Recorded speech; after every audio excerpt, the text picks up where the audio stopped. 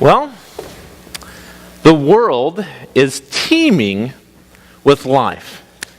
From the birds of the air to the amphibians and the mammals to the fish of the sea, we are just absolutely loaded with life, and we are a part of it.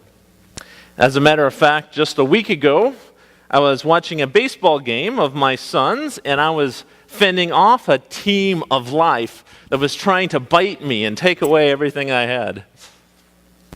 Kind of reminds me of a quote from Mark Twain, and if I could turn it just a little. God never made anything without a purpose, but mosquitoes come darn close. Or, he said the other word, but that's okay. We are teeming with life all around us, all the time.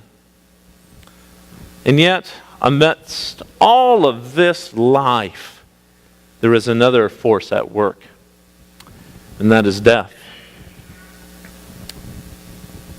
It is a reality we don't often like to face, but it is unavoidable, and for many of us, we have had to face death. Either an accident that came really close, or a speaker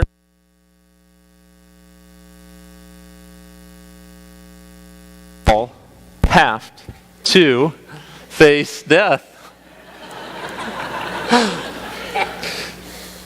That's what's great, if you follow me, I'd be a great reality show.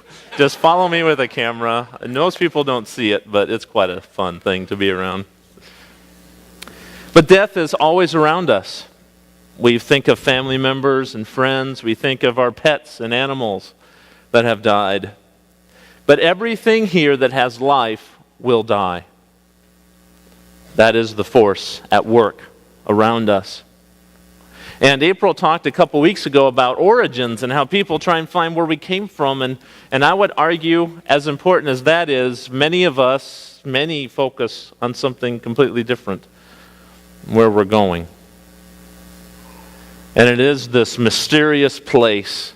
It is this end that can so dominate our thoughts at times and drive us in many ways. And of course, where people have questions, there are always those willing to answer them, whether right or wrong. You have those that say when we die, that's it. We're done. They put us in a box, lower us 6 foot under, and that's it. We slowly return to the earth.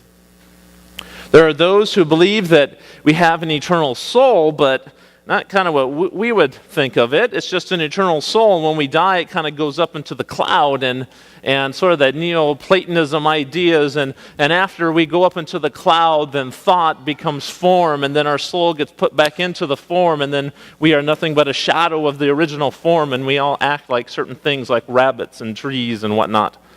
Very confusing. And then there are those who believe that when we die, we get recycled. God does not have enough power or resources to create a new. It must come from the same pool, you see, and so we are recycled, and depending on how we lived our life, we come back as an insect or another person or an animal or a cow. We get recycled. Well, what's even worse is there are people who say that depending on what we do here on earth, how much good that we do, we either go to a place when we die to an eternal hell or an eternal paradise. And as long as we do 50.0000000000001% good, then you can go to this heaven. But if you don't, you go to hell. Because it's based on what you do, what you say, what you accomplish. Well, Christians have a very different view of death indeed. And it is quite a radical thought, what us Christians believe. You see, Paul sums it up very well in Philippians 1:21.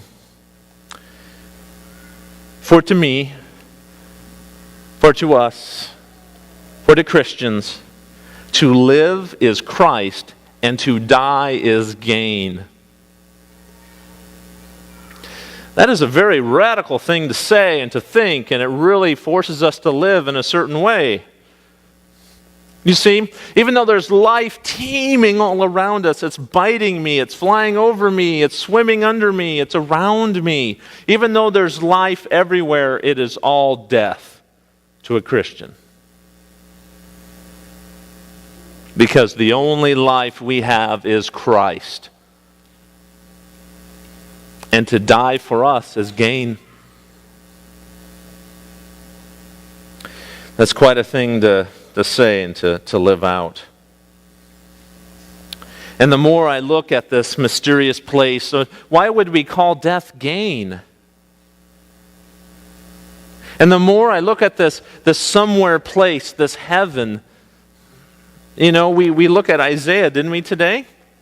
We look at that and we see just a little glimpse of these little places of the kingdom of God. And Revelation gives us a little glimpse.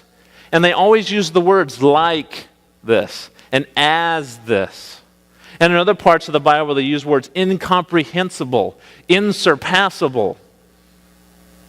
And the more I look at heaven and the heavenly realms that are in Jesus Christ, the more I firmly believe that we knew more as infants in our mother's womb about the world we were about to enter, how we would live and what we would eat, than we will ever know about heaven until we get there.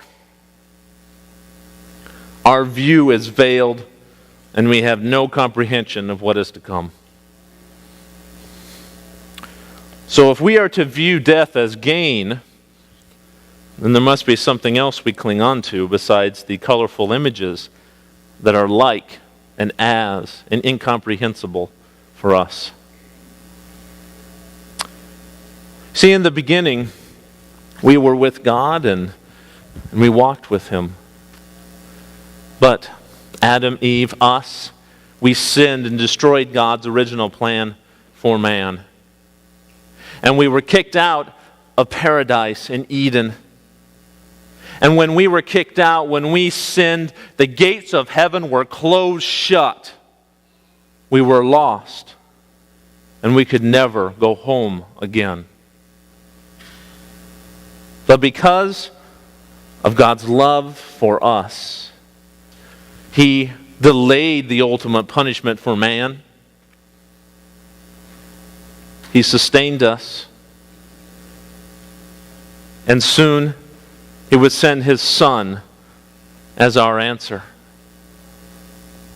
And it is through Christ's life, death, and resurrection that we now have a way, a place, and a time in eternity that we can now have gain at death. And truly know life that cannot be taken away.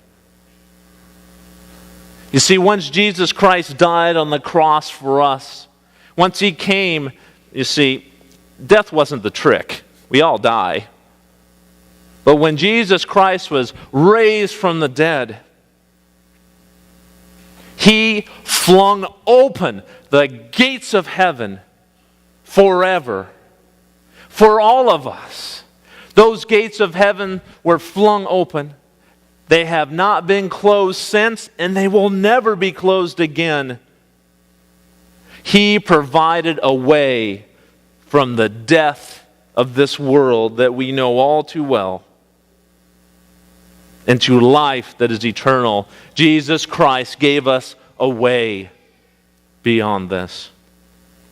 We read it in John 14:6. And I have to say, this is a very controversial statement, because Jesus says, I am the only way. Not all faiths lead to heaven. Not all paths lead to God. John 14:6, Jesus answered, I am the way and the truth and the life. No one comes to the Father except through me.